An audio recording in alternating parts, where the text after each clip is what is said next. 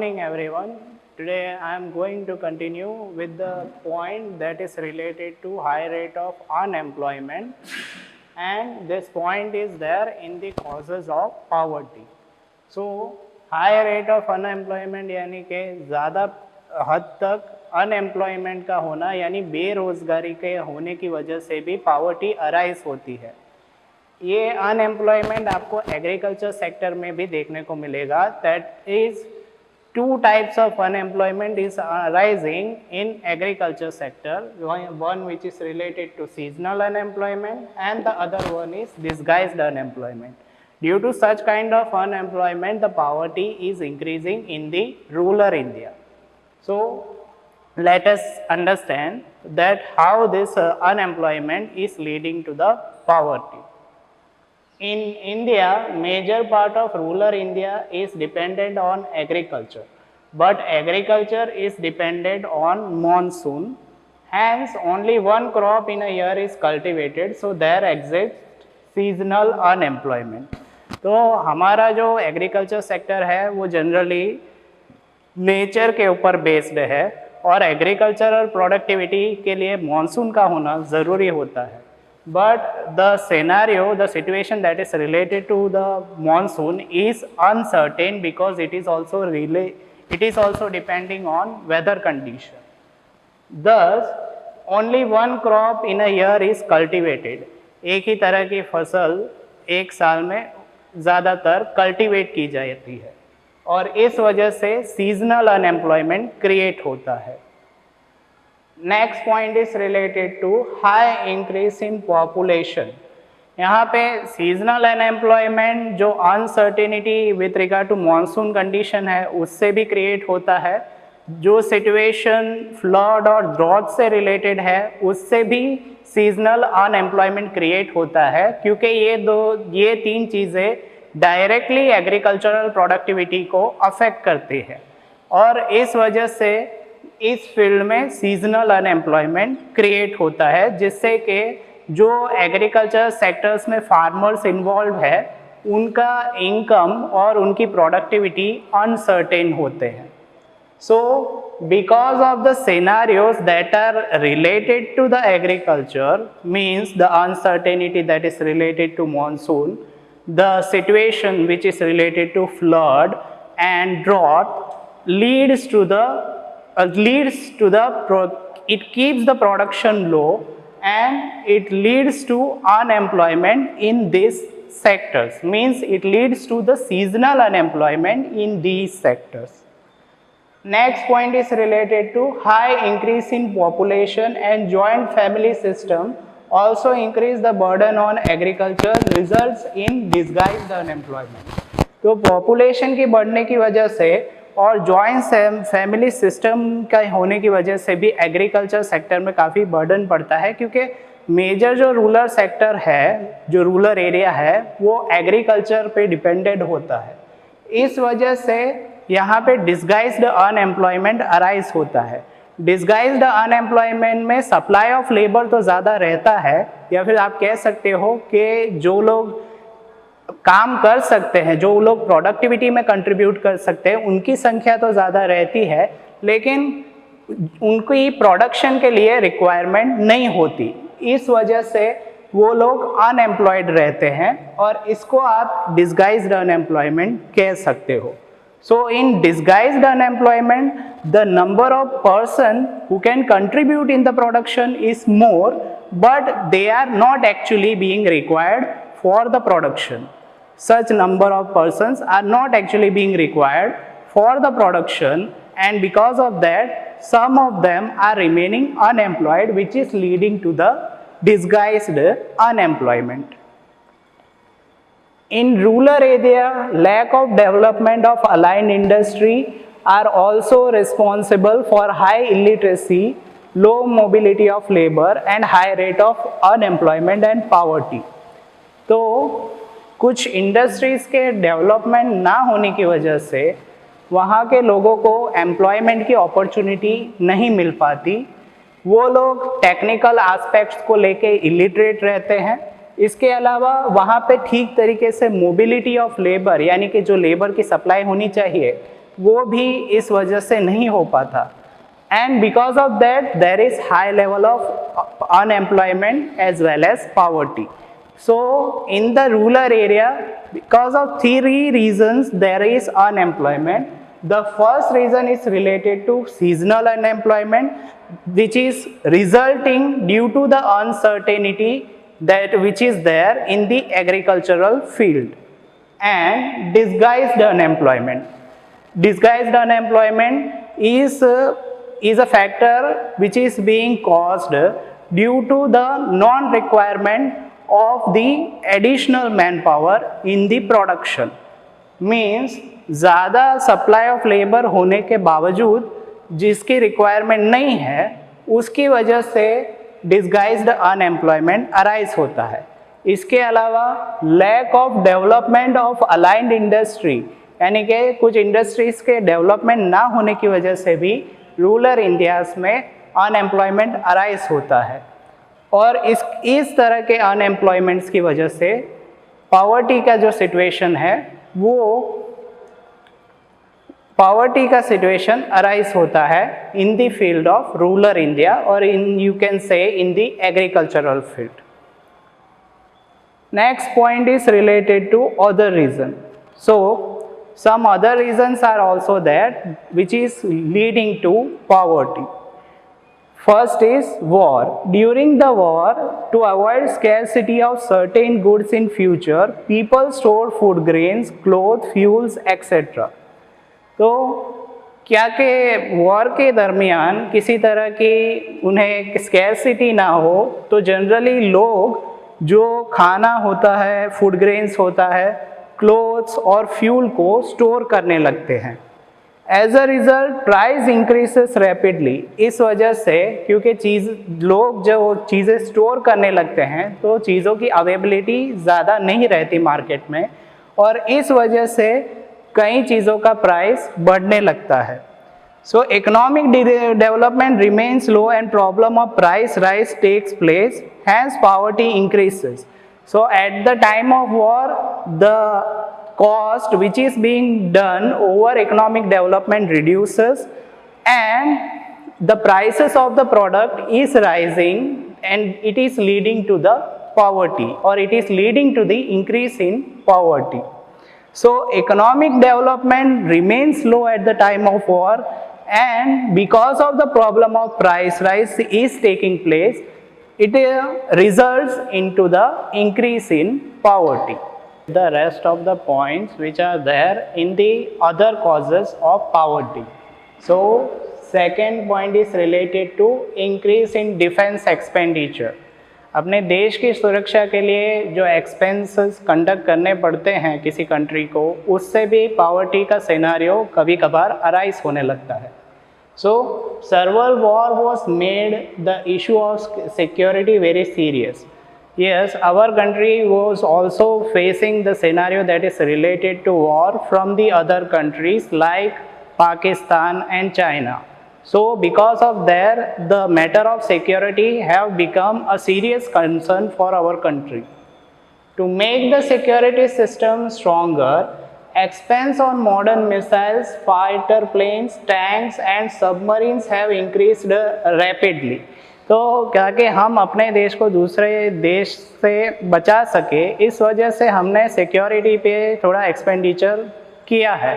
और इस security expenditure में क्योंकि हमारी सिक्योरिटी सिस्टम स्ट्रॉन्ग रहे, इसलिए कुछ चीज़ों पर एक्सपेंडिचर कंडक्ट किया जाता है, जैसे कि expenses on modern missile, fighter planes, tanks and submarines have increased rapidly. तो मॉडर्न मिसाइल्स खरीदने में, फाइटर प्लेन्स हायर करने में, टैंक्स और सबमरीन्स इम्प्लीमेंट करने में या फिर हायर करने में थोड़ा एक्सपेंडिचर लगता है। The expenditure on security is non-developmental in nature. Any increase in such expenditure reduces the expenditure on economic development. तो ये जो एक्सपेंडिचर जो सिक्योरिटीज़ के ऊपर कंडक्ट किए जाते हैं या फिर सिक्योरिटी के लिए ये एक्सपेंडिचर जो किए जाते हैं वो नॉन डेवलपमेंट होते हैं नेचर में, और इन एक्सपेंडिचर का बढ़ने का मतलब है इकोनॉमिक डेवलपमेंट के लिए जो एक्सपेंडिचर किया जाता है उसका रिड्यूस कर देना। तो अगर ये नॉन डेवलपमेंटल एक्सपेंडिचर बढ़ते हैं तो जो एक्सपेंडिचर इकोनॉमिक डेवलपमेंट के ऊपर किया जाता है वो रिड्यूस होने लगता है, and because of that the economic development slow downs and level of poverty increases. Now क्योंकि इकोनॉमिक डेवलपमेंट के ऊपर ज़्यादा खर्चा नहीं किया जाता, इस वजह से इकोनॉमिक डेवलपमेंट का जो लेवल होता है वो धीरे धीरे नीचे आने लगता है, जिसकी वजह से पॉवर्टी अराइज होती है, या फिर आप कह सकते हो पॉवर्टी इंक्रीज होता है। So increase in the defence expenditure is also one of the major cause that is leading into poverty, और you can say that is leading into increase in poverty. Next point is defective policies. So some of the policies is being adopted in the 5-year plan which were being made for the rapid development, but it was being neglected by some of the sectors, and due to that the poverty is still there. So defective policy for rapid economic development in India, the second 5-year plans onward, basic and heavy industries were given priority. तो second 5 year के plan में basic और heavy industries को ज़्यादा important, ज़्यादा priority दी गई थी, क्योंकि through which the rapid industrialisation high economic growth was to be achieved and thus the policy of removal of poverty and unemployment was adopted. तो यहाँ पे बेसिक एंड हैवी इंडस्ट्रीज को ज़्यादा प्रायोरिटी दिया गया था ताकि रैपिड इंडस्ट्रियलाइजेशन पॉसिबल हो और इससे हाई इकोनॉमिक ग्रोथ रेट को अचीव किया जा सके। ऑन द अदर हैंड जिसकी मदद से पॉवर्टी और अनएम्प्लॉयमेंट को रिड्यूस किया जा सके। तो सेकेंड 5 ईयर के प्लान में ज़्यादा प्रायोरिटी इम्पोर्टेंस ये बेसिक और हैवी इंडस्ट्रीज को दिया गया था ताकि रैपिड इंडस्ट्रियलाइजेशन और इकोनॉमिक ग्रोथ का जो मोटिव है उसे अचीव करते हुए पॉवर्टी और अनएम्प्लॉयमेंट को रिड्यूस किया जा सके। ये एक तरह की पॉलिसी थी, but this policy was neglected by vast of the population depended on agriculture. लेकिन इस पॉलिसी को निग्लेक्ट किया गया था ज़्यादातर रूरल एरियाज के द्वारा या फिर रूरल सेक्टर्स के द्वारा जो एग्रीकल्चर सेक्टर से बिलोंग करते थे। So this policy was neglected by vast of the population that was depending on agriculture. जो जनसंख्या जो ज़्यादातर एग्रीकल्चर के ऊपर डिपेंडेंट थी, इन्होंने इस पॉलिसी को स्वीकार नहीं किया। इस वजह से पॉवर्टी अभी भी वैसी की वैसी है, और because of which the poverty has remained as it is. So because the policy which was giving the priority to basic and heavy industry was neglected, the poverty can be found in the agriculture sector. जो policy जो basic और heavy industries को importance देती थी उसको neglect करने की वजह से अभी भी आप एग्रीकल्चर सेक्टर में ज़्यादा पॉवर्टी को देख सकते हो। Let us start with the remaining part which is there in the defective policies which is leading और which is creating the poverty. So ये बेसिक और हैवी इंडस्ट्री को प्रायोरिटी देने की पॉलिसी के अलावा कुछ और फैक्टर्स भी रीजंस है पॉवर्टी के कॉज के लिए, या फिर आप कह सकते हो प्रायोरिटी जो बेसिक और हैवी इंडस्ट्री को देने के अलावा कुछ और भी रीजंस थे जिनकी वजह से पॉवर्टी अराइज हुआ। तो apart from the policy that is related to the giving priority to basic and heavy industry, various schemes were introduced to reduce poverty and unemployment, but due to frequent changes in ruling government many times they lacked continuity and coordination. तो basic और heavy industries को priority देने के अलावा कुछ और भी schemes implement किए गए थे जिससे कि अनएम्प्लॉयमेंट रिड्यूस हो और जिससे कि पॉवर्टी को भी रिड्यूस किया जा सके। बट क्योंकि रूलिंग गवर्नमेंट में चेंज आता रहता था, इस वजह से इस पॉलिसी में कंटिन्यूटी नहीं रहती थी, इस पॉलिसी में ठीक का तरह का कोऑर्डिनेशन क्रिएट नहीं हो पाता था। तो इस पॉलिसी में लैक ऑफ कंटिन्यूटी और कोऑर्डिनेशन की वजह से पॉवर्टी जो है that have lead to increase or the poverty have arisen in the major portion of India. So as a result, the target poverty reduction could not be achieved through these schemes. इसकी वजह से जितना target रखा गया था poverty को reduce करने का, वो टारगेट ठीक तरीके से अचीव नहीं हो पाया। तो प्रायोरिटी जो बेसिक और हैवी इंडस्ट्रीज़ को देने की पॉलिसी थी, उसके अलावा भी कुछ स्कीम्स गवर्नमेंट के द्वारा इंट्रोड्यूस किए गए थे जिसकी वजह से पॉवर्टी को रिड्यूस किया जा सके। लेकिन क्योंकि जो गवर्नमेंट जिन्होंने ऐसी स्कीम्स को इंट्रोड्यूस किया था वो पावर में नहीं थे and they were kept on changing, because of that there was a lack of continuity and coordination.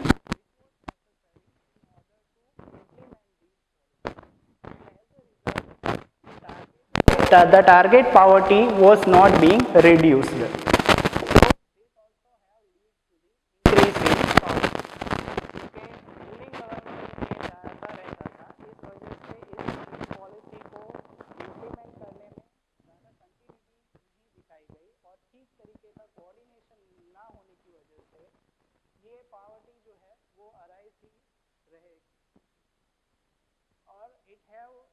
Remained as it is. Measure to reduce the poverty. Now a new topic which is for you is the measure to reduce the poverty. यानी कि कौन से तरीके से poverty को reduce किया जा सकता है? To increase agricultural productivity. Yes, अगर agricultural productivity को ज़्यादा increase किया जाए तो भी poverty कुछ हद तक reduce हो जाएगा, क्योंकि इससे जो रेम्यूनरेशन जो लेबर या फार्मर्स का रहेगा वो इंक्रीज होता है। इस वजह से through public programmes farmers are informed about upgraded technology, available resources at reasonable rates and improved infrastructural facilities, maximum price and regulated market for their produce. So कुछ पब्लिक प्रोग्राम्स के द्वारा फार्मर्स में awareness create किया जा सकता है, उन्हें कुछ नॉलेज प्रोवाइड किया जा सकता है with regard to technology, available resources which they can use at a reasonable rate and improved infrastructural facility. यानी कि कुछ इंफ्रास्ट्रक्चरल फैसिलिटी को, कौन से ऐसे इंफ्रास्ट्रक्चरल फैसिलिटीज है जिन्हें वो यूज़ कर सकते हैं, and they can also regulate the market for their products or whatever the product is being produced by them. तो इस प्रोग्राम्स के जरिए फार्मर्स में अपने प्रोडक्ट्स को लेकर नॉलेज क्रिएट किया जा सकता है, उन्हें न्यू टेक्नोलॉजीज के बारे में अवेयर किया जा सकता है और उन्हें कुछ इंफ्रास्ट्रक्चरल फैसिलिटीज भी प्रोवाइड की जा सकती है। This will lead to reduction in poverty. Development of agriculture will increase the productivity per labor. तो जो डेवलपमेंट एग्रीकल्चर सेक्टर्स में होगा तो जो भी प्रोडक्टिविटी जो लेबर के द्वारा कंट्रीब्यूट होनी चाहिए वो भी इम्प्रूव होगा। Also employment opportunity and prices of food grains will decrease. It will lead to the development of agriculture, will leads to the increase in employment of opportunities, and it will leads to the decrease in the prices of food grains. This will be more advantageous to the poor and poverty can be reduced. तो development programmes conduct किए जा सकते हैं जिससे कि employment को ज़्यादा increase किया जा सकता है और कुछ जो प्राइसेस जो फूड ग्रेन्स है उनको आप रिड्यूस कर सकते हो। इसकी वजह से ये जो पॉलिसीज है वो गरीब लोगों के लिए काफ़ी अच्छी रहेगी, जिससे कि पॉवर्टी को रिड्यूस किया जा सकता है। So the first point or the first measure that is relating to reduction in poverty was to increase the agricultural productivity, which can be done through the public programs and by the way of development of agriculture. The remaining measures to reduce the poverty.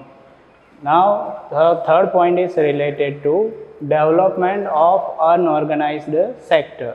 So unorganized sector includes vegetable vendors, masons in construction sector, agricultural laborers, vendors, etc. यहाँ से मैं third point पे से start कर रहा हूँ, second point भी मैं कंटिन्यू करूँगा, लेकिन यहाँ अभी थर्ड लिखा है इसलिए थर्ड से स्टार्ट कर रहा हूँ। तो जो अनऑर्गेनाइज्ड सेक्टर है उनके डेवलपमेंट के थ्रू भी आप पॉवर्टी को रिड्यूस कर सकते हो। नाउ अनऑर्गेनाइज्ड जो सेक्टर्स होते हैं उनमें कुछ वर्कर्स इन्वॉल्व होते हैं जो जनरली वेजिटेबल वेंडर्स हो सकते हैं, यानी कि साग सब्जी सब बेचने वाले। इसके अलावा मेसन जो कंस्ट्रक्शन साइट पे जो ईंट और जो चीज़ें इधर से उधर ले जाने का काम करते हैं या फिर जो मकान बनाने का काम करते हैं, वो भी अनऑर्गेनाइज्ड सेक्टर में इन्वॉल्व होते हैं। एग्रीकल्चरल लेबर्स यानी कि जो खेतीबाड़ी का काम करते हैं वो भी अनऑर्गेनाइज्ड सेक्टर में इन्वॉल्व रहते हैं, और वेंडर एक्सेट्रा। तो इन लोगों के डेवलपमेंट के लिए भी अगर कुछ काम किया जाए तो पॉवर्टी कुछ हद तक रिड्यूस की जा सकती है। अब सवाल ये उठता है कैसे? To improve the condition of these workers, national commission have recommended to decide the working condition, life insurance, health old age pension and other social security measures. अब इनकी कंडीशन को इम्प्रूव करने के लिए नेशनल कमीशन के द्वारा कुछ recommendation दिया गया है with regard to this matters that are relating to working condition, life insurance and health old age pensions, other social security measures. तो इनके लिए कुछ मेजर्स रिकमेंड किए गए हैं नेशनल कमीशन के द्वारा जिससे कि इनकी कंडीशन को इम्प्रूव किया जाए। वो हेल्थ इंश्योरेंस से रिलेटेड कुछ मेजर्स इम्प्लीमेंट किए गए हैं, वर्किंग कंडीशन से रिलेटेड कुछ मेजर्स इम्प्लीमेंट किए गए हैं।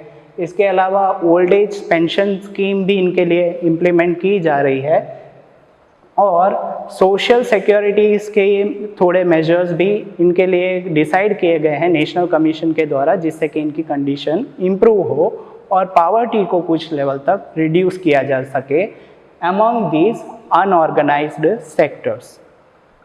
Moreover, for small and marginal farmer, it is recommended to provide them with irrigation facility and loan facility.